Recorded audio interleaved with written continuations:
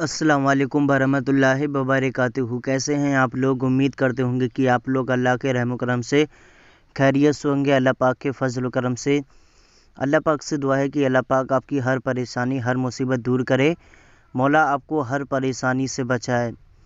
दोस्तों, आज हम आपको बताएंगे कितने दिन की होती है हज यात्रा। जो लोग हज पर यानी कि सऊदी अरब जाते हैं मक्का शहर, तो वहाँ जाकर क्या क्या करते हैं आज हम आपको बताएंगे। हज का टोटल खर्चा कितना आता है, एक हज का खर्चा कितना आता है, हाजी लोग जब हज पर जाते हैं तो वहाँ पर क्या क्या करते हैं।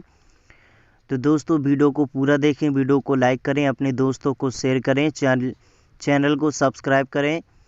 दोस्तों, आपको बता देंगे हर साल पूरी दुनिया से इस्लाम को मानने वाले लोग सऊदी अरब के मक्का में हज के लिए पहुँचते हैं। हज की इस पवित्र यात्रा में कुल 5 दिन लगते हैं। ये यात्रा ईद उल अज़हा यानी बकरीद के साथ पूरी मनानी पड़ती है और मानी जाती है। ईद उल अज़हा यानी बकरीद के साथ पूरी मानी जाती है। दोस्तों, इस्लाम में हज यात्रा को बेहद पवित्र माना जाता है। इस्लाम को मानने वाले हर शख्स की ख्वाहिश होती है कि वो अपनी ज़िंदगी में एक बार ही सही लेकिन हज की यात्रा पर ज़रूर जाएं।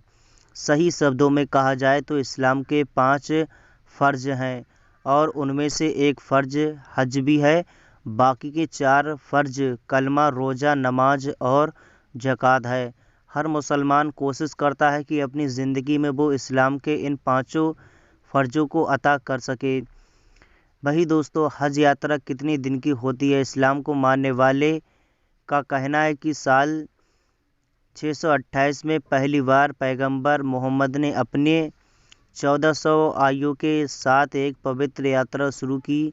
इस्लाम को मानने वालों के लिए ये पहली तीर्थ यात्रा थी। कहा जाता है कि इसी यात्रा के दौरान पैगंबर इब्राहीम की इस्लामिक परंपराओं को फिर से स्थापित किया गया और इसको बाद में हज कहा जाने लगा। हर साल पूरी दुनिया से इस्लाम को मानने वाले लोग सऊदी अरब के मक्का में हज के लिए पहुंचते हैं। हज की इस पवित्र यात्रा में कुल 5 दिन लगते हैं।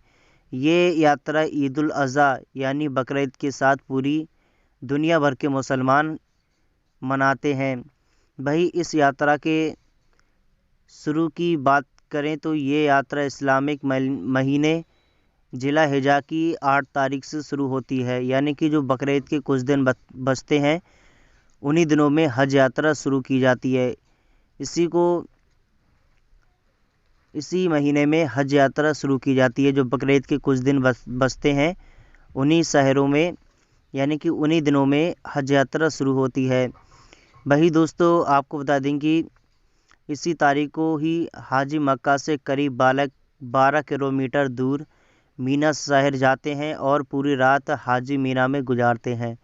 इसके बाद अगली सुबह हाजी अफराद के मैदान पहुंचते हैं, यानी कि जब हाजी हज के लिए रवाना होते हैं, जब सऊदी अरब के मक्का शहर पहुंच जाते हैं तो सबसे पहले हाजी लोग क्या करते हैं, सबसे पहले अपना जो एहराम है एहराम पहनते हैं। एहराम पहनने के बाद फिर सबसे पहले उम्रा करते हैं। फिर उम्रा के बाद 12 किलोमीटर दूर मीना शहर जाते हैं और पूरी रात हाजी मीना में गुजारते हैं। इसके बाद अगली सुबह हाजी अफराद के मैदान में पहुंचते हैं। इसी अफराद के मैदान में खड़े होकर हाजी अल्लाह को याद करते हैं और उनमें से अपने गुनाहों की माफ़ी मांगते हैं। अल्लाह से माफ़ी मांगते हैं अपने गुनाहों की।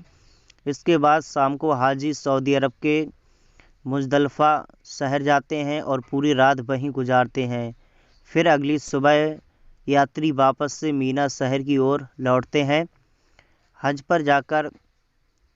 वही दोस्तों, हज यात्रा करने वाले मुसलमानों को पूरा एक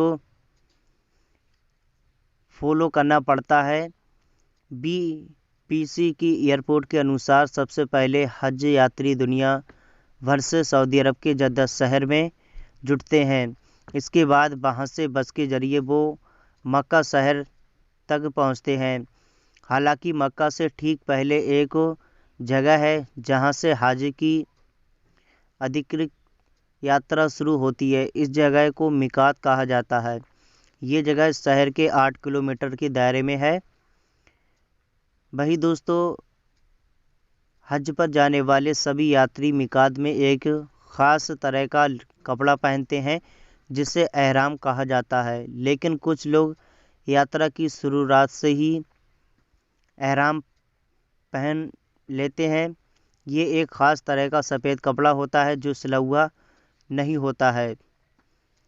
जबकि उम्रा की बात करें तो मक्का पहुंचकर हर मुसलमान को सबसे पहले उम्रा ही करना पड़ता है। दोस्तों, दरअसल जो लोग हज के लिए जाते हैं तो सबसे पहले वो लोग हज जाकर पहले उम्रा ही लोग करते हैं। उम्रा करने के बाद फिर वो बस के ज़रिए मीना शहर पहुंचते हैं। मीना शहर पहुंचने के बाद फिर वहां पर नमाज अदा करते हैं, शैतान को पत्थर मारते हैं। फिर दोस्तों, बकरीद के दिन उन्हें कुर्बानी देनी पड़ती है। जिन लोगों ने कुर्बानी बोली होती है वही लोग कुर्बानी देते हैं। वही दोस्तों, हज का जो टोटल ख़र्चा आता है वो 3,50,000 रुपये आ जाता है। साल 2023 में जो लोग हज के लिए गए थे तो उनका ख़र्चा 3,60,000 रुपये आया था, लेकिन इस साल 3,99,500 रुपये एक हज का ख़र्चा आ रहा है। दोस्तों, हज पर जाने वालों का साल 2024 में 3,99,500 रुपये आ रहा है। जी हाँ दोस्तों, अगर दोस्तों आपने भी हज के लिए आवेदन किया है तो जल्द से जल्द दूसरी किस्त भी जमा करें। 1,20,000 रुपये की दूसरी किस्त आपको जमा करनी होगी। फिर तीसरी किस्त आपको कब जमा करनी है, हज कमेटी के ज़रिए आपको ऐलान कर दिया जाएगा।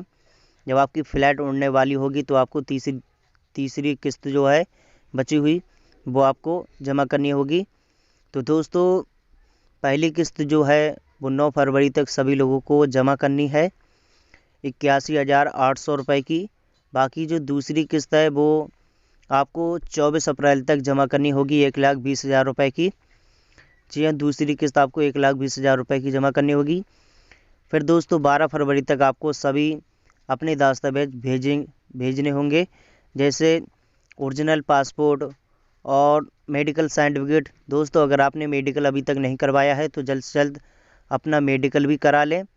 मेडिकल आपको कहाँ करवाना है, सरकारी हॉस्पिटल में जाकर मेडिकल करवाना है। आपको सही प्रकार से मेडिकल करवाना है। मेडिकल करवाने के बाद फिर दोस्तों आपको सभी दस्तावेज भेजने होंगे, जैसे ओरिजिनल पासपोर्ट, अपनी फ़ोटो और अपने सिग्नेचर करने होंगे आपको। और दोस्तों, किस्त भी जमा करनी होगी आपको। पहली अगर आपने किस्त जमा कर दी है तो उसकी रसीद भी जमा करनी होगी। तो दोस्तों, जल्द से जल्द आप अपना पैसा भी जमा करें और हज की तैयारियां शुरू करें। फ़्लाइट आपको 9 मई को आपकी फ़्लाइट जो है वो 9 मई को उड़ेगी। तो दोस्तों, आज के लिए इतना ही। चैनल को सब्सक्राइब करें। अल्लाह रब्बुल इज्जत से दुआ है कि अल्लाह पाक सभी को एक बार हज कराए, उम्रा कराए। आमीन सुम्मा आमीन।